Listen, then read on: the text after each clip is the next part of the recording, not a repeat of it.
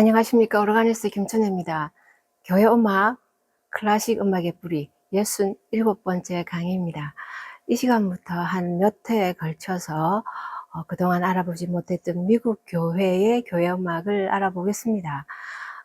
오늘은 그 전체적인 서론 부분과 1600년대의 그 교회 음악을 알아보겠습니다.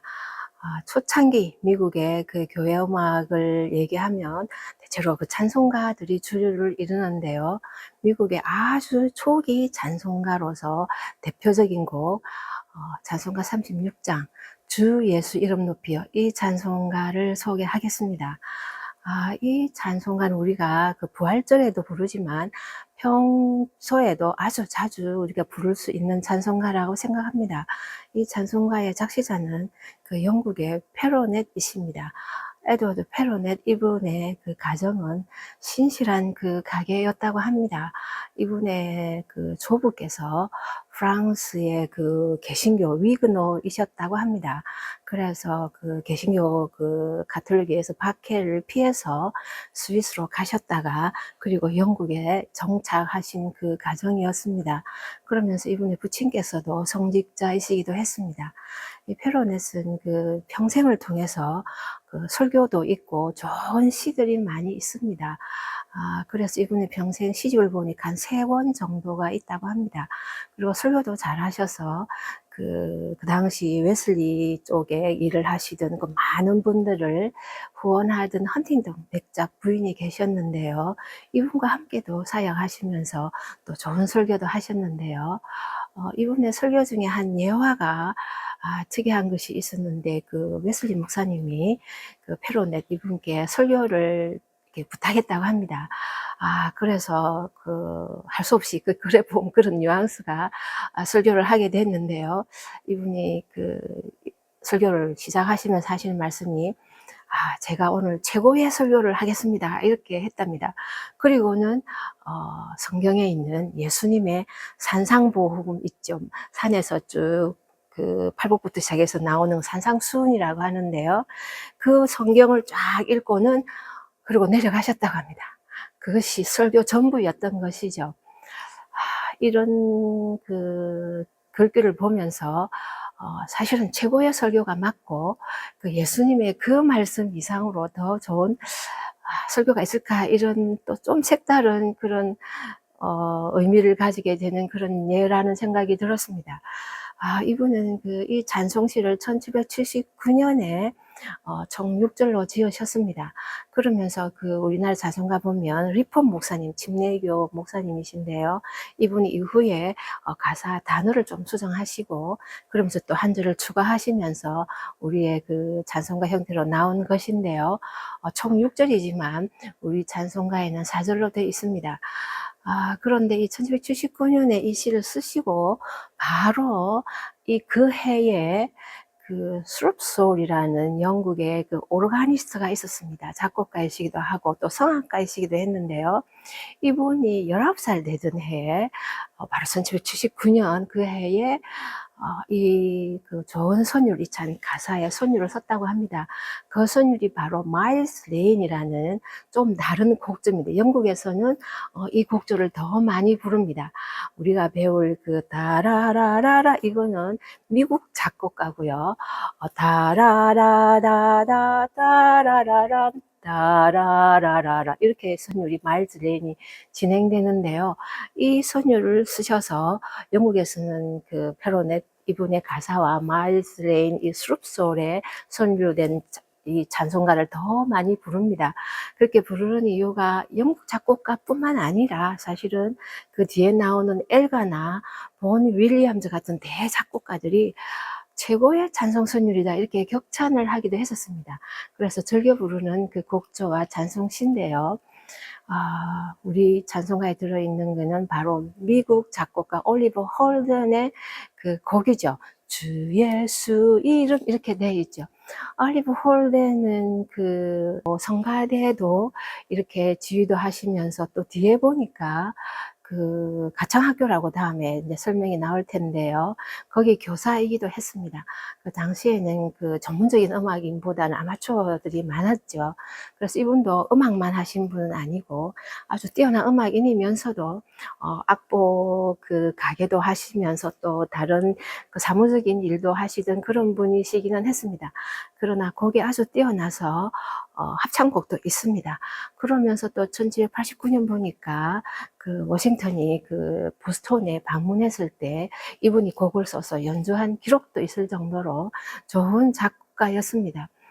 이 찬송가의 그 곡조가 바로 코로네이션 그러죠.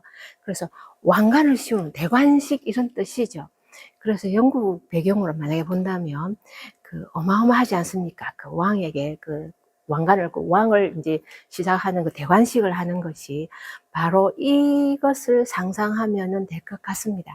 얼마나 위험 있고 장엄하고 대단한 그런 것인지. 그래서 번역상 우리 찬송가에는 찬양한다 찬양한다 돼 있는데 면류관을 드려서 주님께 찬양 이렇게 돼 있는데 면류관을 씌워드리는 크라운임 크라운임 크라운임 이것이 훨씬 더 중요한 단어로 그 원시에는 그렇게 있기 때문에 우리가 예수님을 그 왕으로 모신다 왕으로 모십니다 이런 고백들이 그 마음속으로 더 많았으면 좋겠다 싶긴 합니다. 말씀드린 이 페로넷 이분의 가사는 너무나 뛰어나서 아까 그 스롭솔이라는 마일즈랜이라는 곡조가 있고 바로 홀든의 이 코로네이션이라는 우리가 부르는 이 곡조가 있고 또 아시는 분 아시겠지만 37장 주 예수 이름 하면 다이아뎀 그 왕관이라는 그 이 곡조명도 또 있죠. 그래서 이 가사로 이 세 개뿐만 아니라 또 더 많은 곡조가 있다고 합니다. 그만큼 대단한 찬송가인데요. 어느 글에 보니까 National Anthem of Christianity 이렇게 했는데요. 기독교인들이 다 이렇게 모여서 만약에 한 나라라는 게 있다면 기독교인의 나라 이 세계의 모든 기독교인의 나라로 있다면 그게 바로 애국가가 있다면 바로 이 곡이다 이렇게 한 글이 있었는데요. 이 말씀은 아마 그 어떤 교단이든 어떤 기독교인이든 어디 사시든 교단 교파가 어디든 이 찬송가는 다 알지 않을까 그런 생각도 들면서 또 동시에 누구든 믿는 사람이라면은 예수님께 왕관을 씌워서 예수님의 왕되심을 찬양하는 것은 너무나 당연한 그리고 첫째로 해야 될 일이겠죠. 그런 의미가 담긴 것 같습니다. 이 가사 총 6절을 보니까 우리 찬송가는 1절, 4절, 5절, 6절 이렇게 나왔고요. 그 예수님의 이름의 권능을 찬양하자. 이런 거 보니까 처음에 1절에는 우리 모두 찬양하자. 2절에 보니까 우리 절에는 빠졌는데 순교자들이여 예수님께 예수님의 이름을 찬양하고 멸관을 씌워드리자. 왕되심을 만들어 드리자 이런 거고 셋째 보니까 죄인들이 또 예수님께 왕관을 씌워드리는 그 다음에 우리 기술에 있는 보니까 죄 사함을 받은 우리가 죄 사함을 받은 모두 우리 성도가 고난받은 예수님을 왕관을 씌워드리자 왕으로 우리가 그 대관식을 만들어 드리자 이런 이제 가사고요. 5절에 보면은 이 세상의 모든 족속들 믿든 안 믿든 세상에 사는 모든 사람들이 예수님께 그 왕관을 씌워드려야 되는 그러한 장면을 이제 그 얘기하고 있죠. 그러면서 마지막처럼 다시 우리 성도 모두가 예수님께 그 이름을, 예수님 이름을, 권능을 찬양하고 또 예수님께 면류관을 왕으로 모십시다 하는 그런데 everlasting song, 그래서 영원한 찬송을 항상 드리자 하는 이런 가사로 이렇게 결론을 맺죠. 우리 찬송가 드릴 때 그 예수님의 고난과 함께 그러나 그 찬양을 드리면서도 그 실제로는 그 예수님께 면류관을 씌워드리는 왕으로 우리가 추대하는 예수님은 나의 왕이십니다. 우리 모두의 왕이십니다. 이 세상 만물의 왕이십니다 하는 그런 마음으로 이 찬양을 드렸으면 좋겠다 싶습니다. 찬송가 다시 한번 들어보시겠습니다.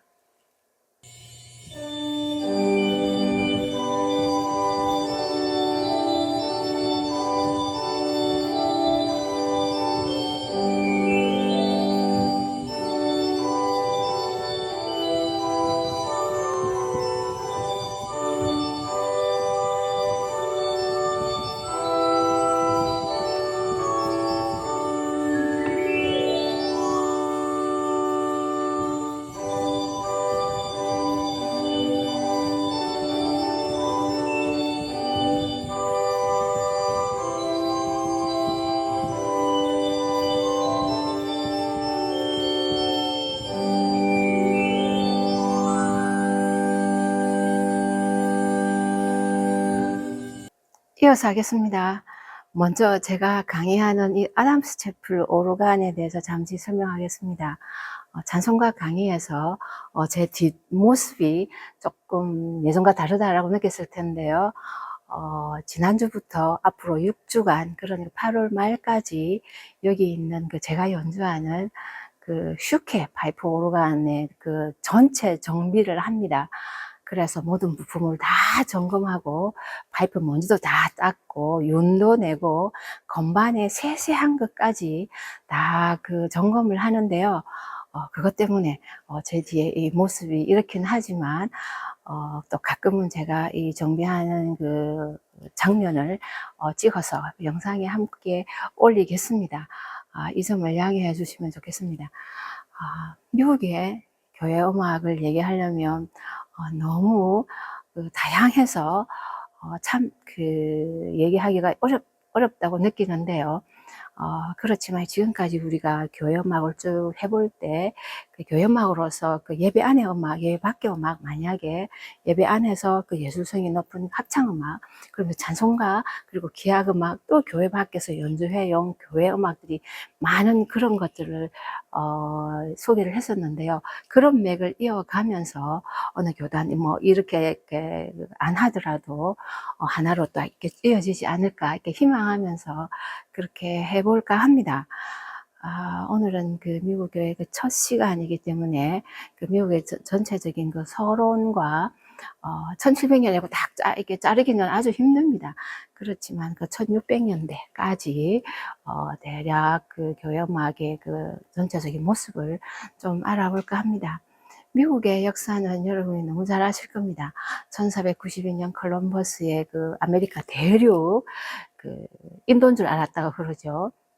그 플로리다 밑에 그 섬들을 발견하면서 아메리카 대륙이 발견되고, 우리가 그 신앙인들이 넘어온 그 기록을 살펴보면 1564년에 그 프랑스의 개신교도인 위그노 이분들이 그 플로리다 지역 쪽으로 이주해 왔다는 기록이 있습니다. 그러면서 1607년에 그 영국의 성공의 교인들이 그분들이 오셔서 버지니아의 제임스타운이라고 나중에 이름을 했겠죠. 그래서 지금의 버지니아의 제임스타운에 그 영국인으로서는 처음 정착한 기록이 있습니다. 그러면서 여러분이 잘 아시는 1620년 그 영국의 그 퓨리탄 그 청교도인들이 좀 더 자유로운 신앙을 위해서 먼저 네덜란드로 갔다가, 그리고는 그 뉴 잉글랜드 지역 쪽에 플리머스에 그 도착을 하죠. 그 메이플라워호를 타고 와서 지금은 필그림이라고 이제 불리는데요. 이분들로 해서 이제 쭉 조금 더 그 신앙적인 이유로 그 옮겨 오시는 분들이 유럽에서 이제 시작을 했죠. 그러면서 이제 그 1600년 말까지 혹은 1700년 들어가면 더 많은 그 서서히 더 많은 나라들이 와서 다양한 지역을 중심으로 이제 그 신앙적인 이유로서도 있고, 또 혹은 그 조금 더 부를 혹은 더 잘 살기 위해서 꼭 신앙은 아니더라도 다양한 그 동기로 이제 미국에 들어오는데요. 그 미국의 그 역사는 그 흑인 역사와 또 인디언 역사를 뺄 수가 없죠. 그래서 1600년대에 봐도 그 흑인들도 보니까 그렇게 신앙인들이었음에도 불구하고 그 흑인 노예선이 1619년에 처음으로 미국에 들어온 기록이 있습니다. 그러면서 이제 미국에 그 흑인 노예들이 많이 있지 않았습니까? 그런 그 안타까운 그런 미국 역사의 부분도 있고, 또 인디언들도 보면 그 신앙 다 대부분 신앙인들이었다고 하는데요. 인디언들을 많이 이렇게 희생시킨 그런 아무라디다 하나요? 그런 기록들도 굉장히 많죠. 그러면서도 또 노예제도에 반대하는 사람도 있고, 물론 항상 찬반론이 있었지만 대체로는 그 노예들 그리고 흑인들에 대한 그 안 좋은 그런 것들을 역사를 보면서 함께 그 우리가 고민해야 되는 점이 아닌가 싶습니다. 그 미국의 그 신앙적인 면을 보면 대체로 이분들은 그 다양한 그 교단이 있음에도 불구하고 그 미국의 조상은 그 청교도의 신앙인들로 이렇게 얘기를 한답니다. 그래서 퓨리탄 fathers 이렇게 해서 청교도인들의 선조 이렇게 해서 미국의 그 신앙에 또 혹은 미국이라는 나라의 기초를 삼은 분들은 그 청교도 신앙이 기초가 되어서 지금까지 왔다 이렇게 대체로 이렇게 이야기를 한다는데요. 이 청교도가 바로 청교도인들이 어떤 분들입니까? 이분들이 그 칼빈주의적인 그런 그 아주 그 신앙에 충실하고자 했던 분들이거든요. 그 성공회 소속의 분들도 계시고 회중교회 분들도 있고 그 장로교회 분들도 있었는데요. 성공회에서 나름대로 좀 힘들었겠죠. 그런 그 청교도 정신, 그 노선, 신앙 노선인데요. 이 노선의 그 신앙관, 예배 모습이 바로 미국 교회음악에 시작할 때는 많은 영향을 줍니다. 그 갈빈주의적인 그 성향이라고 하면 이미 여러분이 아시겠지만 기악음악, 교회 안에서 기악음악을 배제하는 것이죠. 성가대 음악도 배제하고 그 찬송가 하나만 남겼는데 그 시편가만 부르는 것이었죠. 그래서 또 노래를 막 아름답게 막 이렇게 하는 거는 인간적인 자랑이기 때문에 필요하지 않고 오히려 세속적인 인간의 교만이다라고 느꼈던 것이 그 갈빈주의적인 그 성향의 음악관인데요. 초창기에 그 미국의 교회는 이런 정신이 많이 깔려 있다고 합니다. 물론 다 넘어와서 이 척박한 땅에 이제 개척해야 되고 이 살아가기가 굉장히 힘들지 않겠습니까? 그런 환경일 뿐만 아니라 그렇지만 또 교회는 또 많이 이게 열심히 나갔었는데요. 그럼에도 불구하고 음악은 또 소박한 찬송가만 부르니까 어쩌면 그 상황으로서는 서로 맞았나 이런 생각은 조금은 듭니다. 그 어려운 상황에서 음악을 이렇게 멋있게 할 그런 여유도 없으니까. 그렇지만 이제 그 남쪽에 버지니아 그 제임스타운 쪽에는 조금 더 활발할 수도 있었겠지만 여전히 전체적인 분위기는 그 찬송가 위주로 한동안 시편가를 많이 부르는 그 좀 이따가 다시 자세히 할 텐데요. 이런 그 칼빈주의적인 예배 음악관이 쭉 그 초창기에는 많이 영향을 주었다고 할 수 있을 것 같습니다. 미국의 교회 음악은 이렇게 그 점점 자라면서 다양한 교단에 또 그래서 다양한 음악이 있습니다. 그러면서도 그 미국은 그 정교도 정신을 이어서 소박한 단순한 찬송가 위주로 가는 그런 음악들이고 나중에 조금 더 발달한다 하더라도 예술성이 있는 음악들은 장로교나 조합교회나 정교도적인 이런 교회가 아니라 나중에 점점 더 이렇게 확장시켜서 이렇게 오는 그 루터교 혹은 성공회 혹은 가톨릭 이런 그 예전적인 그런 교단의 그 교회의 그 예술성이 있는 그런 음악들 중심으로 거기서 조금 발전하고 초창기에는 대체로 찬송가 위주로 갈 수밖에 없었고요. 그러면서도 또한 그 모든 그 노래 부르는 뿐만 아니라 그 모든 그 음악적인 그 시작하는 그분들이 유럽에서 오신 분들로 또 유럽에 의존할 수밖에 없었다고 합니다. 그 음악인들도 이렇게 전문적인 사람들이 적었기 때문에 이렇게 조금 배워본 분들이 또 전수해서 가니까 얼마나 힘들었을까 그런 생각은 듭니다. 이런 가운데 아까 말씀드린 대로 이 1600년대 이 거의 뭐 1700 넘어가도 마찬가지지만 그 대부분의 교회 음악이 찬송가 위주고 성가대가 조금씩 나올 정도밖에는 안 되었는데요.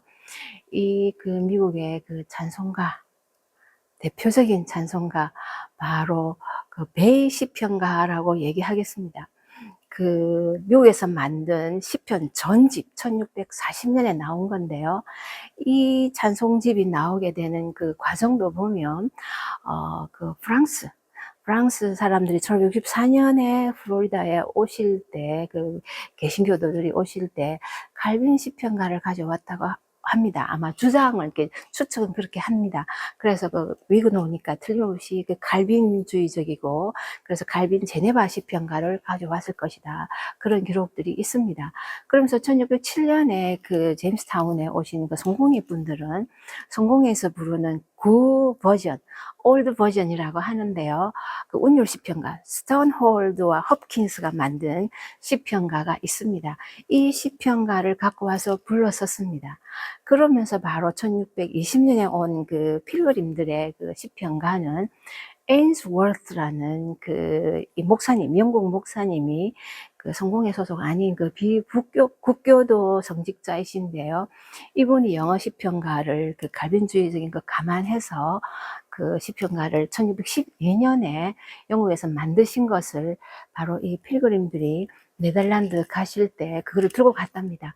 그리고 들고 가서 1620년에 그 미국으로 왔으니까 거기 계시는 동안 그게 네덜란드에서 다시 그 앤즈워스 그 영어 시편가를 다시 출판해서 그것을 들고 그 미국으로 왔는데요. 그래서 이 세 가지 그 칼빈 시편가와 영국 성공회의 그 스톤홀드 홉킨스 혹은 올드 버전이라는 이 시편가와 또 바로 그 이분 그 청교도들이 가지고 온 그 앤즈워스 그 시편가, 이 세 개의 근거에서 쭉 이렇게 나오다가 바로 통일된, 그나마 베이 시편가가 이렇게 1640년에 나왔습니다.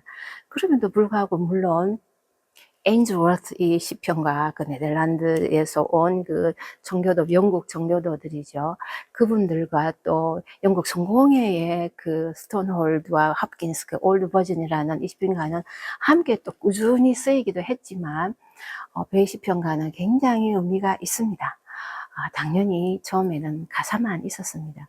근데 이 찬송가가 바로 미국에서는 최초의 찬송가입니다. 그러면서 미국에서는 그 출판된 책자로는 두 번째 책이라고 합니다. 그 정도로 그 찬송가가 얼마나 중요했는가를 알 수 있겠죠. 그래서 이 베이 시편가는 굉장히 많이 불렸었고요. 그 출판이 많이 됐습니다. 그러면서 1690년 이후에 보면 악보가 실린 그 곡조집이 생겼는데요. 이 곡조집도 한동안은 잘 쓰기가 힘들었다고 합니다. 그 악보에 오류도 많고 악보 자기들 찍어내니까 그리고 마디 표시도 없고 악보가 썩 좋지가 않아서 사용하기 불편했지만 그래도 이렇게 곡조가 한 12곡이 들어있었다고 하는데요. 1690년대 쪽 나온 악보집 보니까 그래도 의미가 있는 것 같고요. 이 시기에 그 유명한 그 글이 좀 있습니다. 1647년 베이 시편가 나오고 7년 후죠. 존 커튼 목사님이 계시는데요. 이분은 영국에서 출생하신 분입니다. 그래서 1600년대 쭉 이제 미국에서 건너오셔서 사신 분인데요. 이분이 시편 찬송가에 대한 글이 너무나 유명해서요. 이분이 말씀하시는 거 보면 그 시편가 부르기 전에 우리가 시편가를 잘 모르니까 일단 가사를 잘 못 알아들으니까 가사를 먼저 읽고 한 줄씩 가사를 읽고 성도님들이 가사를 따라하고 한 줄씩 한 줄씩 시편 가사를 먼저 읽고 그 다음에 찬송가를 부르게 했답니다. 그러면 성도님들이 시편 가사를 일단 들었으니까 이해했고 그 다음에 찬송을 부르면 조금은 이해하기가 쉽지 않을까, 이런 그 제안을 하시면서 실제로 그 당시에 그렇게 많이 했다고 합니다. 그러면서 이분의 시편 찬송에 대한 그 글이, 유명한 글이 있었는데요. 트리티스라고 이렇게 되어 있는 1647년 건데 보니까 네 가지 말씀을 했는데 이렇게 터칭 이렇게 해서 뭐 관해서 이렇게 뭐 얘기하겠다 이런 의미겠죠. 그래서 맨 처음에 그 찬양에 대해서 그 찬송 자체는 의무다. 찬송 자체가 의무라는 점에 대해서 이렇게 첫 번째 touching the duty itself 이렇게 해서 찬송에 대한 우리의 의무를 말씀했고요. 두 번째는 그 찬송의 당위성인데요. 우리는 찬송을 부르는데 성경에 있기 때문에, 성경에 있는 시편 찬송가가 있기 때문에, 그러면서 성경에 있는 여러 spiritual song 그랬습니다. 영적인 찬송이 많기 때문에, 성경에 있기 때문에 당연히 우리가 이게 찬송을 부르는 것이다. 이것을 찬송을 불러야 된다고 믿고 이것을 꾸준히 우리가 지켜갈 가야 된다. 이렇게 그 찬송의 첫 번째 의무, 그리고 당위성과 또 우리가 지켜야 되는 그에 대해서 말씀드리고요. 세 번째 보니까 누가 부르는가, 누가 부를 것인가, 이런 데 대해서 사람에 대한 얘기가 있는데요. 성도 모두가 다 같이 부를 것인가, 남자만 부를 것인가, 남자와 여자가 함께 불러도 되는가, 그러면서 믿는 사람과 안 믿는 사람과 같이 불러도 될까, 이런 다양한 그 점에 대해서 이분이 논하고 있습니다. 그래서 누가 부를 것인가, 어떤 사람이 불러도 좋나, 다 함께 부르자, 이런 이제 그 논제로 이렇게 또 말씀을 하신 글이 있고요. 그 다음에 마지막에 보면 부르는 법에 대해서, 찬양은 어떻게 하면 좋을 것인가. 그래서 아까 나온 그 말씀하고 비슷합니다. 시편을 먼저 읽고 다 한 줄씩 한 줄씩 읽고 그 다음에 따라서 읽고, 왜냐하면 일반 성도님들은 찬송가가 없으니까요. 당연히 더 악보도 더 가지기 힘들고 하니까, 그래서 읽고 따라하고 그 다음에 찬송가 부르고 또 따라 부르고, 이런 방법을 얘기하고 있습니다. 이 방법에서 바로 나온 것이 라이닝 아웃라는 것입니다. 한 줄 한 줄 없앤다, 이런 의미인데, 라이닝 아웃. 그 한 줄을, 찬송가를 만복의 근원 하나님, 이렇게 하면 또 만복의 근원 하나님 따로 부르고요. 온 백성 찬송, 이러면 또 찬송 드리고 하면 온 백성 찬송, 이렇게 성도님이 따라 하는데요.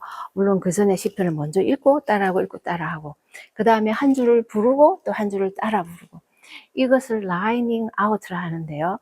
이 라이닝 아웃이라는 개념이 이때 생깁니다. 이것은 한동안 그렇게 했습니다.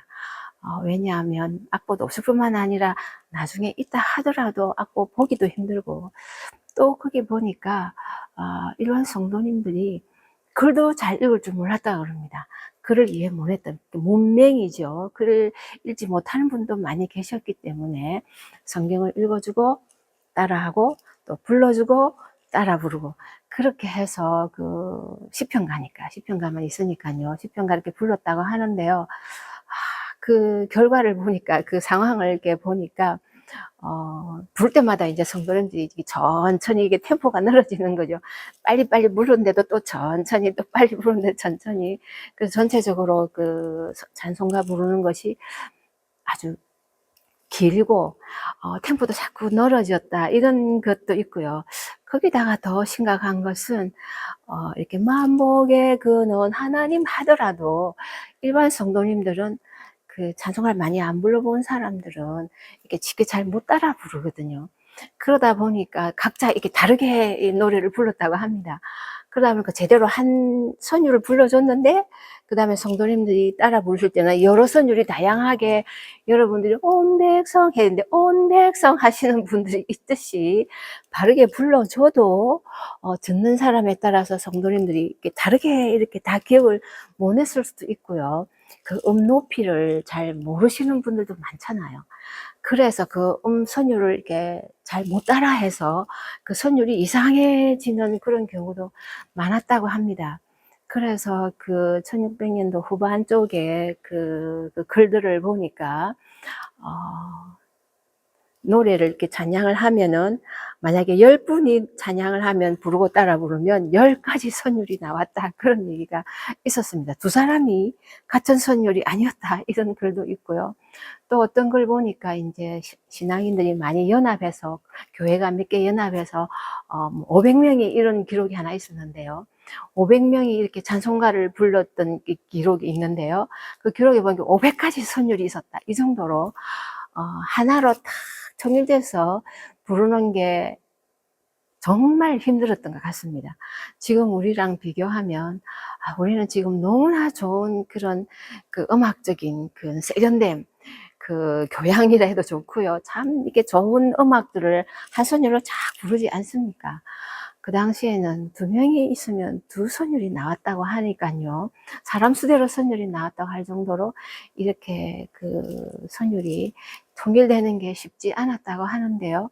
그럼에도 불구하고 이분들이 얼마나 열심히 불렀는가를 알 수 있습니다. 왜냐하면 500분이 부르면 500선율이 나왔다라 말이 있을 정도라면 다 이렇게 열심히 불렀다는 거 아니겠습니까? 음악적인 소양은 적었지만 하나님을 섬기고 찬양하는 거는 참 열심히 한 것 같고요. 이분들은 예배 때만 부른 게 아니라 이렇게 여가 활동, 그러니까 너무 힘드니까 쉬는 시간도 있고 또 이렇게 주말에 비는 시간이 있으면 이런 시편가를 그 오락으로도 즐기기 위해서도 찬양으로도 하지만 그냥 흥얼흥얼 거리면서 자기들 좋게 그 즐기는 음악으로도 썼다고 합니다. 그것이 무엇이 흠이 되겠습니까? 하나님을 찬양하는 게 근본이고 또 평소에도 이렇게 흥얼거릴 수 있으면서 함께 부르면서 즐겁게 찬양도 하면서 또 서로 교제하는 것도 의미가 있다고 생각이 드는데요. 이런 그 열악한 환경 가운데서 악기도 없이 부르는 거 따라 부르는데 다 각자 이상한 그 다른 그 피치로 음으로 이렇게 불렀던 그런 그 장면을 한번 상상해 보게 됩니다. 이런 어려움들을 통해서 나중에 1700년도 넘어가고 하면 서서히 어떻게 노래를 잘 부를 수 있을까? 한 선율로 쫙 되게 어떻게 잘 가르치고 잘 부르게 해서 성도님들이 한 마음으로 같은 선율로 부를 수 있을까 하는 이런 노력들이 계속 생겨납니다. 그것을 다음 시간에 알아보도록 하겠습니다. 미국의 이 척박한 이 개척 시대에 그 유일한 어떻게 보면 즐거움, 기쁨, 위로는 바로 이 찬송가였다고 합니다. 그들이 가지고 온 그 마로의 칼빈의 시편, 제네바 시편가이든 아니면 그 성공회의 스톤홀드 합킨스 그 구 버전이라는 그 시편가든 앤드루 월스 목사님 만든 그 청교도들의 그 시편가든 하나님을 찬양하는 찬송가이시지 않습니까? 예뿐만 아니라 그들의 평소 삶에서 위로가 되고 의지가 되고 기쁨이 되는 그 찬송가였다는 면에서 우리를 다시 한번 이 시대의 21세기 우리를 다시 돌아보는 것 같습니다. 다음 시간에 또 뵙겠습니다.